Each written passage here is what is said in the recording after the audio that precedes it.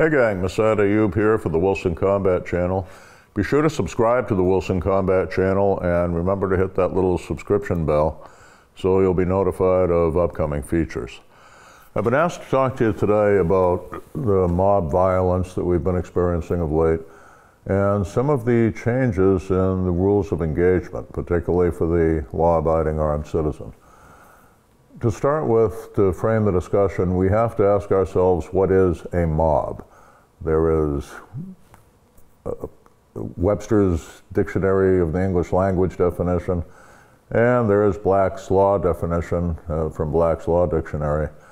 And as you'll see in a moment, things have changed.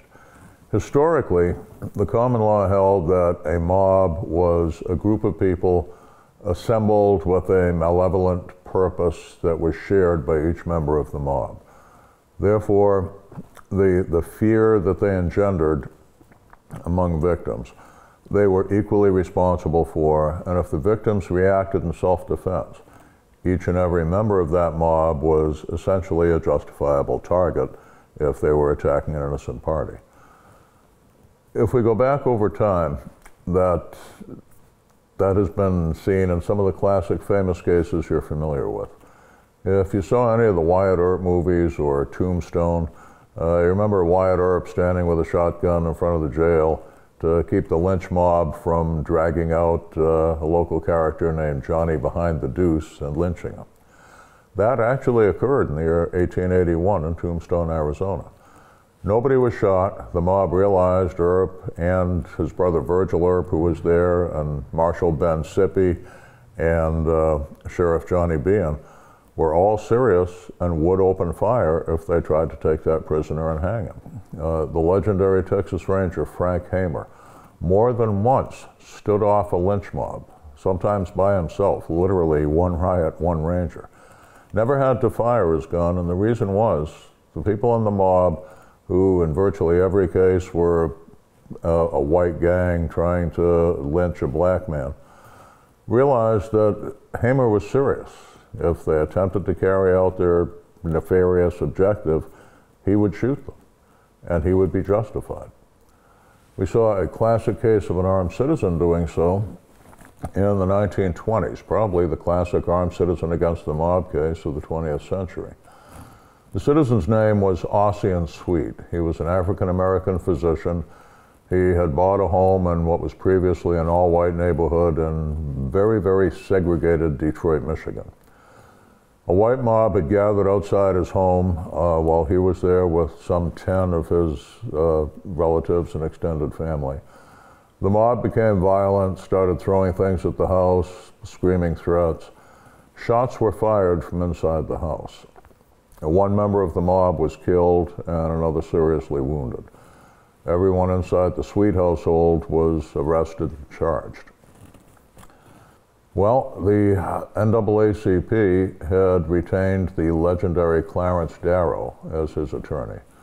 And Darrow gave a ringing explanation of why in the history of American law and going back to the English common law, citizens had the right to shoot when a mob with shared intent attempted to harm them unlawfully.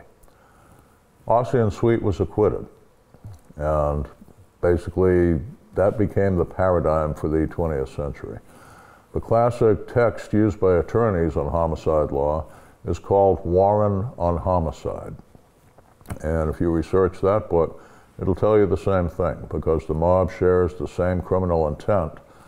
Each member of the mob shares the culpability and the liability of being shot by the intended victims. Now let's fast forward into the 21st century. What we're dealing with at this time has changed.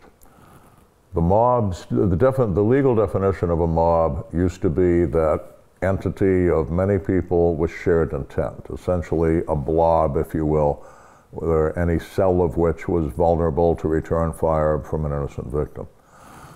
Today, rioters are seen as protesters, and the reason is the criminal elements of the mob have basically infiltrated what society sees, and generally correctly sees, as decent people who are motivated to protest against what they perceive to be injustice. Basically, the rioters are using the protesters as human shields and as camouflage. A very wise police officer I know in a major city who's had to deal with this sort of thing, who writes under the pen name of Spencer Blue, made the statement that the protesters are the ocean in which the sharks, the rioters, swim. And that changes profoundly the rules of engagement. If a large crowd of people is swarming around your car, you cannot automatically assume that they all share the violent intent. And the reason for that is, if you followed these incidents and watched many of them on YouTube, what we often see is protesters grabbing the rioters and trying to restrain them and yelling things at them like, that's not who we are, that's not what we're here for, that's not what we're about. Now, all of us, as we watch people being harmed, we've seen innocent victims, we've seen the death of the innocent occur in these things in current times.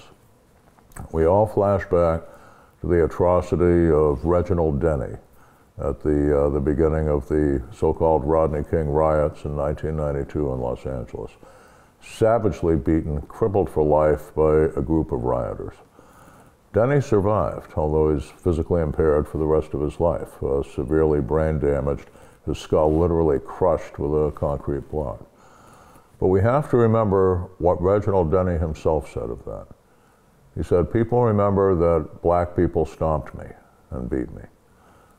I remember that black people stopped that and saved me and pulled those people away from me.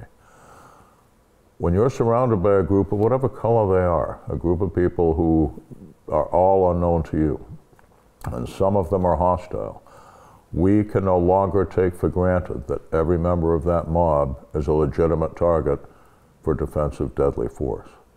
Okay, how do we discriminate between the protester and the rioter? Essentially, it comes down to their actions. You'll be judged by what the courts call the totality of the circumstances. If the person is waving signs, they're yelling, raise your fist to show solidarity with us, or chant our chant to show solidarity with us, they may be offensive, but they're not yet truly rioters. When they attack you, start throwing a Molotov cocktail at your house, start shattering the side window of your car, now you're physically under attack. And that's gone beyond rioter. We're not shooting them because they rioted. We're not shooting them because they were looting. We're shooting them because they're trying to kill or cripple one of us in that vehicle. In that situation, we're right back to straight up self-defense. But remember, straight up self-defense goes individual by individual. It's not a mob thing, and not every member of that crowd is going to be a target of opportunity. Now, what does that mean? It means, among other things, that we have to be very selective of our targets. We have to realize that the background in a crowded area is going to include innocent people. Now, one particular thing in terms of equipment that really concerns me is people saying, well, if I've got, people layers deep that are all attacking me, I should have GI ball, I should have 308 NATO, 7.62 NATO ball, I should have my deep penetrating hard cast hunting loads, so it'll go through this one into that one and maybe get a third one, and I get 2 or 3 for one. People, that's not the situation. Okay, that's a scene out of The Walking Dead, and we have to remember The Walking Dead is not a documentary, it's a fantasy. And it's certainly not a training film either. What you're going to need here is going to be very selective shooting of the clearly identified threat. In my case, for selection of ammunition, I would go to the opposite of what I just described. I normally, when I'm carrying a 9mm, will carry 124 plus P or 127 grain plus P plus jacketed hollow point. If I anticipate a situation like what we're talking about now, I load the gun with 115 grain plus P plus. Less penetration. In most loads it'll go around 10 inches of penetration, less than the 12 to 14 inch that FBI recommends, but with a wider wound channel. Much more likely to remain inside the chosen specific deadly threat target. As callous as it sounds to say it, in a street situation, the only safe backstop is the body of the offender. Bear in mind that the person behind him might be a person who's trying to restrain him, who might in a moment be trying to rescue you from him. Above all, because if this looks like a no-win situation, you're correct. Above all, avoidance is the basic plan. If you don't already have a Waze app, W-A-Z-E, get one. The Waze app will tell you, will warn you of any traffic jams, traffic obstructions that are in the path that you've chosen in time to avoid them. Most of the time, that traffic jam will be an auto accident, a malfunctioning stoplight. But if it is this type of situation, you'll know in time to avoid it. Always keep enough room ahead of yourself and be looking at least 100 yards forward of where your vehicle is going, so you can see a situation like this developing before you find yourself enveloped in it. If you do find yourself enveloped in it, first, I would not be waving guns around to start. In a whole lot of these situations, the crowds simply flow past the vehicles, shouting slogans, however angrily. If they started pounding on my car is insured, okay? My bill to the auto repair company, to the auto body shop, is going to be a whole lot less than my retainer fee for my attorney after I've had to shoot someone. If they start breaking in through the windows, that's a different deal. Check your own state's laws up to date and see whether or not your vehicle is considered an extension of the home, as it is, for example, in Florida and some other states. Castle doctrine now keys in. Anyone trying to violently enter the vehicle as opposed to externally damage it. In the state of Florida, that would be presumed to be deadly force intent. But it's going to vary jurisdiction to jurisdiction. You also want to know what lawyers call the mood of the courts in any given community where you might be. And the mood of the courts very often is the mood of the prosecutor's office. I cannot help but notice that the cities where the most urban violence is occurring now are cities where the district attorney or whoever the chief prosecutor is there, state's attorney here, Commonwealth attorney there, district attorney wherever, where their mood is, oh, we'll let the rioters go because they're only protesters, but oh my God, you pulled a gun on someone who turned out not to have a weapon as deadly as yours. We're charging you with murder. We're charging you with manslaughter. And you are in for a $100,000 minimum legal nightmare, not to mention what the general public's attitude is going to be and how profoundly that's going to affect you and your family. Again, avoidance is the key. Whether it was the late William April, whom we lost recently, the expert on criminal psychology, all the way back to Sun Tzu, a battle avoided is a battle won.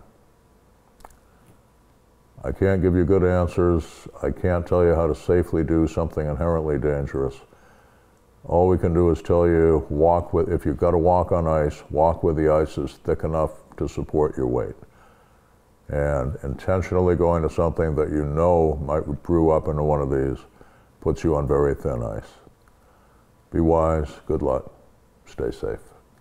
And don't forget, subscribe to the Wilson Combat channel.